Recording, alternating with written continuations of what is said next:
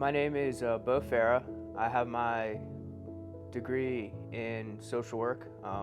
Recently graduated from VCU. I'm a resident under Tina supervision, and I'm able to see clients who with Medicaid and who are privately paying. Yeah, so I have been sober since July 8th of 2016. It's not my first time getting sober. Originally, I got sober right out of college in 2013. Went to treatment, wasn't really ready to admit that I fully had a problem. I thought that I could still manage it, that I could do it on my own. People were trying to tell me that God was answering my problems, and I wanted nothing to do with it. I thought that when I went to treatment, they were just going to teach me how to drink and use drugs properly without completely running my life into the ground. So I wasn't ready to hear what they were trying to tell me. I white-knuckled it for about 2 years, completely miserable. Eventually relapsed. I was so ashamed to go buy beer that I started drinking bottles of NyQuil, and then eventually went and drank alcohol, which led me back into treatment in 2016. At that point, I was just so broken and ready to hear what they had to say, and they were telling me God was the answer to my problems, and I was like, okay, I'll listen.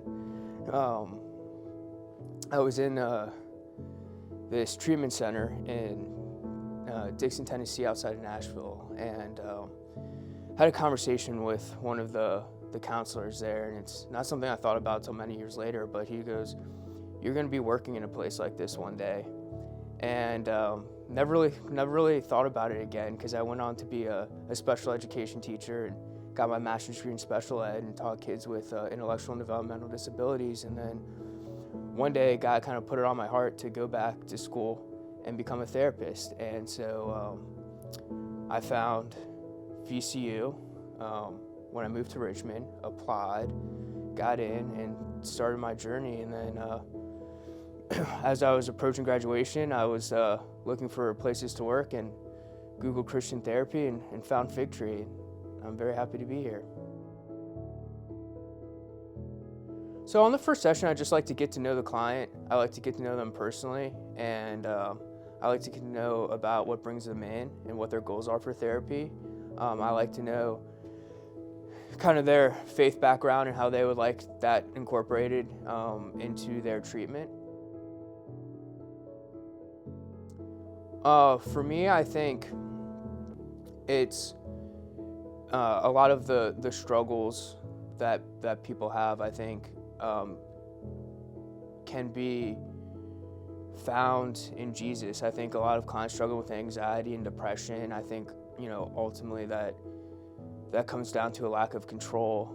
And so we have to give that control to somebody who is in control, and that's Jesus. And so I think, for clients who are faith-based and struggling with anxiety and depression, I think it's important to look to Jesus to help with those issues.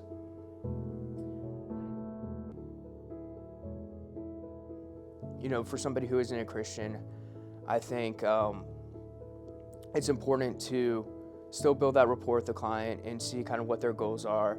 And, if they're open to talking about that, that's something that I'll talk to them about. If not, I think it's just important to find ways or strategies that they can use to help solve their problem.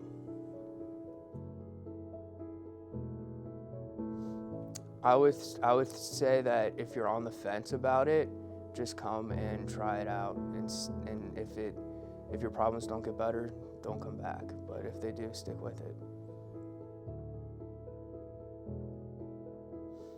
I think it's made me a better counselor, because when I was teaching, I had to establish that rapport and that relationship with the kid who can't speak. A lot of my kids were nonverbal, and you still have to build that trusting relationship with them. So I think that my experience with that allows me to connect with people, because at the end of the day, we're all people. We're all looking for connection, and I think it makes it easier to do that.